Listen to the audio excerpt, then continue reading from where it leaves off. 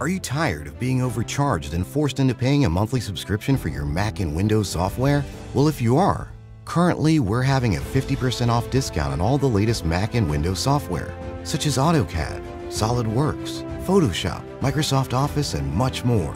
Our 50% off discount will be ending soon, so be sure to text us "Need Software" to 323-405-1341.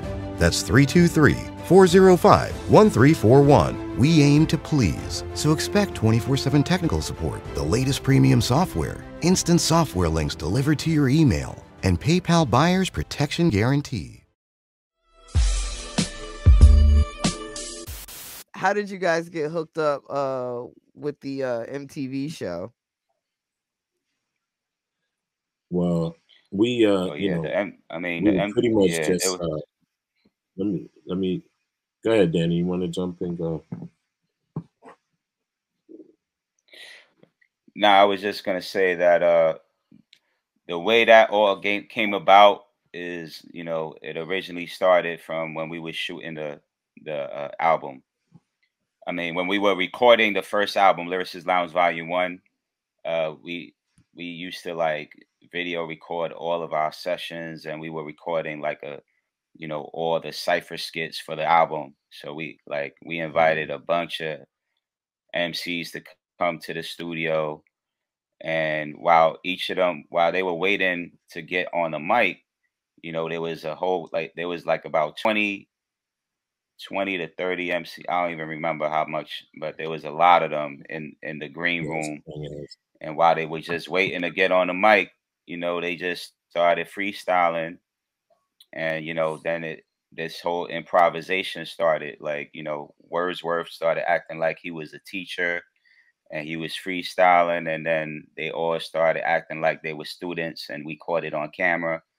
And then, that sparked the idea to, do a TV show. And that's where we came up with the idea to do these rhyme sketches. And, we were shopping it all over. We got an agent. A lot of these networks, they didn't get it. They were like, closing the doors on us. And, fortunately, there was this one executive producer of MTV. We showed them the tape, and he was just real open about it. He was like, "Wow, this is something different." We was like, "Yeah, like." Then we had to do a presentation for them. Like, we had to come up with like 3 different sketches ourselves, and then present it to them in front of like a bunch of executives from MTV. And that's how we got the pilot, and that's how we got the show.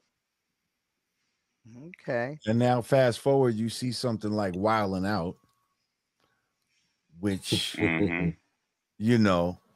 obviously,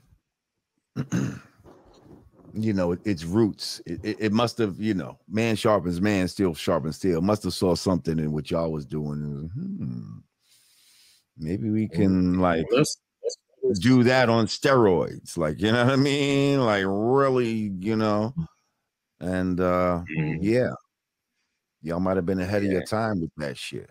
Yeah, I would actually liken y'all show to like a In Living Color. Well, that's what we were trying to model ourselves after a bit, Right. It was we were in love with that show and thought that's why we added comedy to it. We had the rhyme sketch part, but we were like, it'd be cooler also. And I had bumped into one of the Wayans, Damon Wayans, and he was like, "Man, when your show dropped, our whole family was sitting down watching that joint." And that alone was like, I was just happy to hear that. You know what I mean? It was like, man, we were all, just excited to see what y'all were doing, And mind you, at that time, we're like 25, 26, 27. We got a tour out. The albums are out. We're still doing pop-up showcases here and there.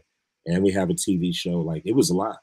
It was really a lot on our heads, still not really understanding the industry and how it works. Like, I saw someone post in the comments asking, why we canned the show, why did we stop producing? It really wasn't up to us.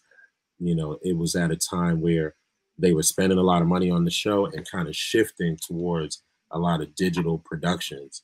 You know, so all of that, you know, what was some of the shows back then, Danny? I forget the names of some of them, but they were having a bunch of like just cheaply produced shows, you know. And that's really the real world, exactly. World. Yeah, that was like the start of reality TV. Jackass. Yeah, it's like for $5,000 you can get a whole season out of just throw a camera on people walking around the house. Right. Meanwhile, our show was like $500,000, you know, per episode, you know, so it was because they stacked it with a bunch of writers, you know what I'm saying? So ultimately they really killed the production. Like, you know, back then they were like, you guys don't understand TV, that's why we need to run it, blah blah blah. But now that I do understand that shit completely, I understand exactly what happened. It was just not really understanding what was the meat of the show, you know, and that was really the culture part, you know, not all this comedy shit and 12 writers, 15 writers. You know, that's what killed the budget. But ultimately, you know, fast forward, we're back with it. You know, we remixed the show, got a new production partner, you know, represented by CAA and shopping the show around. And, you know, so, you know, we're still in the game, man. We slow down just to speed up. And it's a lot of good shit going on right now. Well, we kind of skipped because we jumped to this TV show, but you guys were making albums and shit like that. You know what I mean? Yeah. So how do we go from, and some of these albums had people like, let's talk about it, Mos Def and Talib and wasn't Sadat on the Lyricist Lounge? Was he on one of them joints? Yeah. Rod Digger. Mad people. Yep, Bahamadia. Like the album was a double album. The first album was a double album. He was on Sound Bombing. He was on Sound Bombing, which was inspired by Lyricist Lounge. You said it was inspired by Lyricist Lounge?